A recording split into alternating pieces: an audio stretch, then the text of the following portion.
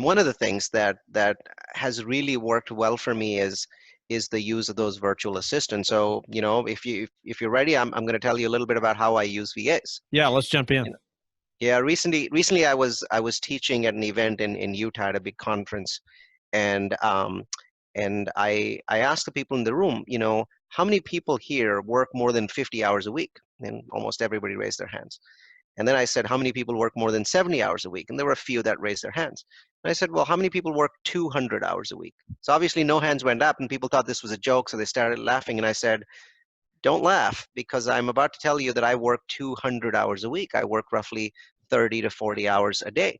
And they said, how can you do that? There's only 24 hours in a day. And I said, simply by creating other people that I incentivize and train to think like me. True executive assistants. So once again, I do not use virtual assistants. I hire virtual assistants and I turn them into true executive assistant.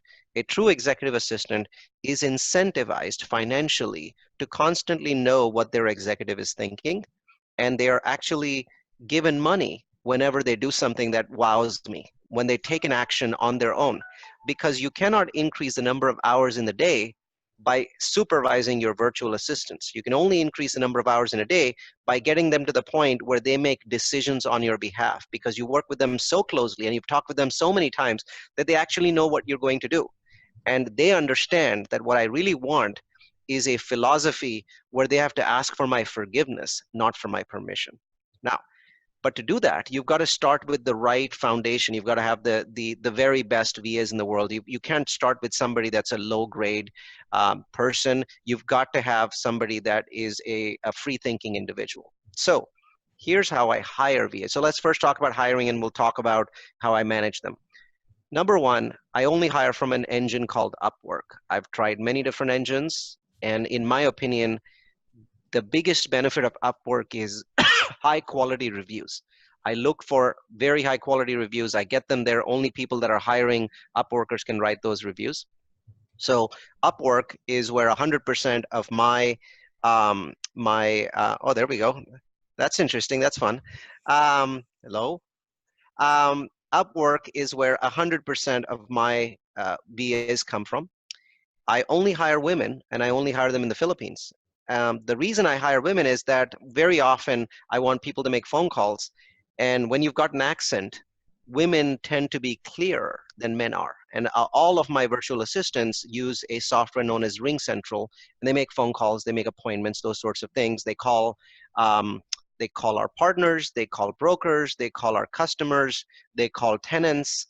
And so it's very useful to have women play that role instead of men.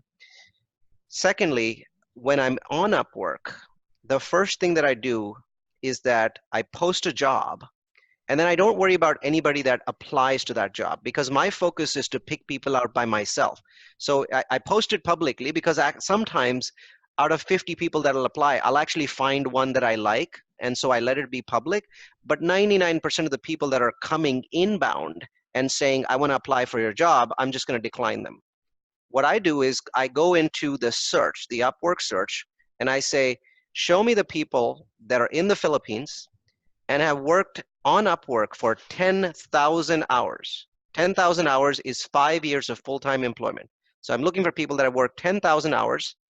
There's a filter there for they've been active in the last 2 weeks, yes. I want people that are fluent in English, so people that rank themselves as fluent in English.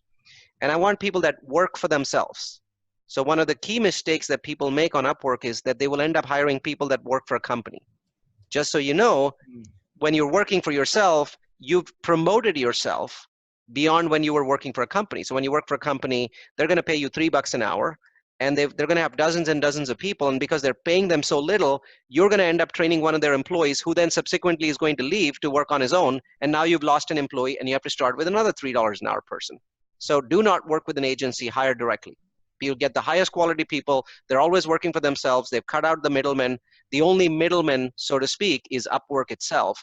They are not working for an agency. So I do all of these filters. And when I do all of these filters, it's going to reduce the number of people that I can basically hire. They got to have a 90% or higher approval rating. Now, That's the only filter available. I wish there was a filter that said 95%. No such filter exists. So once I'm done with all of these filters, and this is a box that has a lot of filters in it, then I click submit.